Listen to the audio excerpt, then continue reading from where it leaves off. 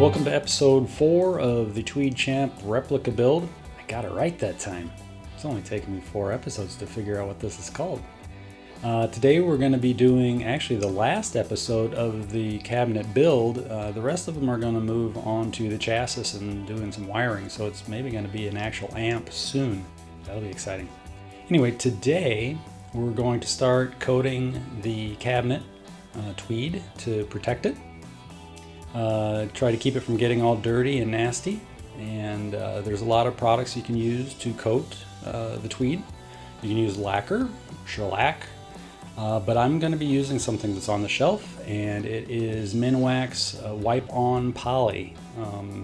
Probably not the best choice overall, but it's what I have, and I've used it for a lot of different things, and it's good.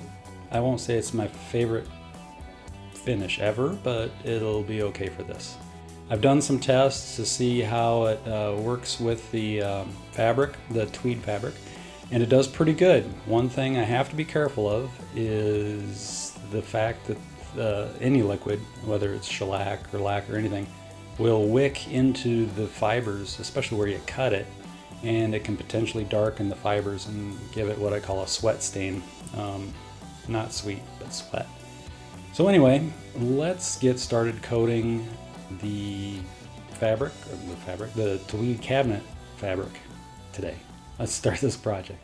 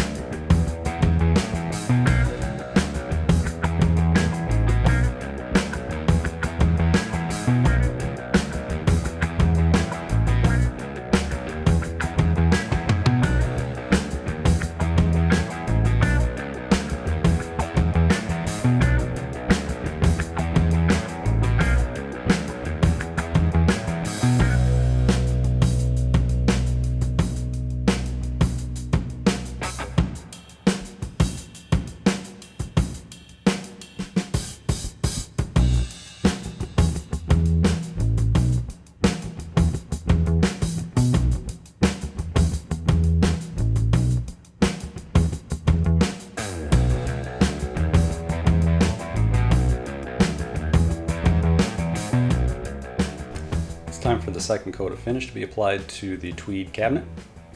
The first coat went very well. I did put the finish on a little heavier than I should have, and I knew I was doing it, and I just couldn't stop myself. Anyway, when you apply your first coat of finish, put it on a little lighter.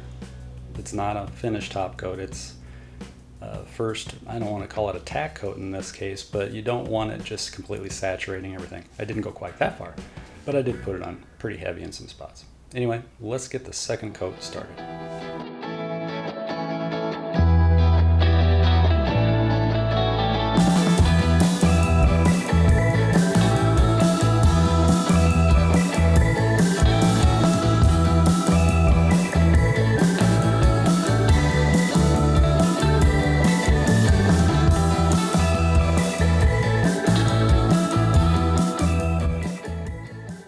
Time for the third and final coat of finish on the tweed cabinet.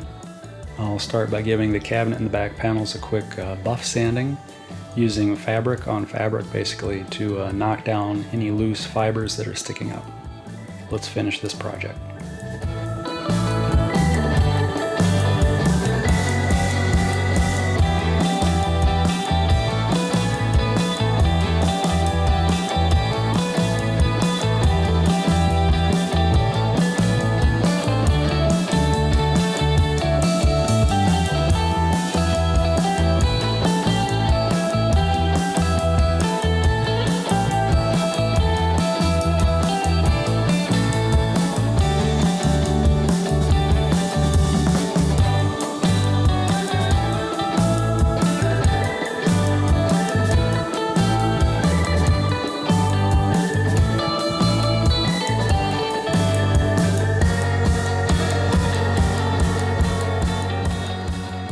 done putting coats of the poly on the cabinet. I put on a total of 3 coats now, and that will be it. I'm not putting on any more. The poly may not have been the ideal finish for this job, but it's what I had, and I knew going in that I needed to be careful putting it on and how much I put on, and so that's all on me. I did put it on a little heavy, but it turned out good. It's not a terrible job at all. A very good learning experience, and hopefully you picked up something from this. I know this episode was in high speed all the way through because I've already started some editing, and who wants to watch paint dry? So I put the pedal to the metal on the speed of this episode.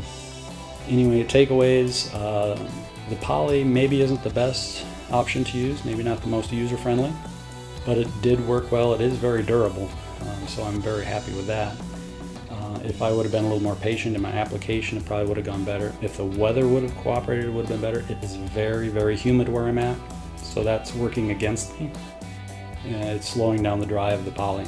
So in the wintertime, it probably work really well, in fact, but I'm at the other end of the seasonal spectrum. Anyway, if you've made it this far in the video, thank you very much for watching the whole thing. Please ring the bell, subscribe to the channel so you know when the next episode comes out. And this is the last episode in this series of the cabinet work. Next, we'll move on to working on the chassis. Anyway, thanks for watching. Please leave a comment. I know everybody's probably got ideas what I should have done different, and I agree with you already. Anyway, thanks for watching.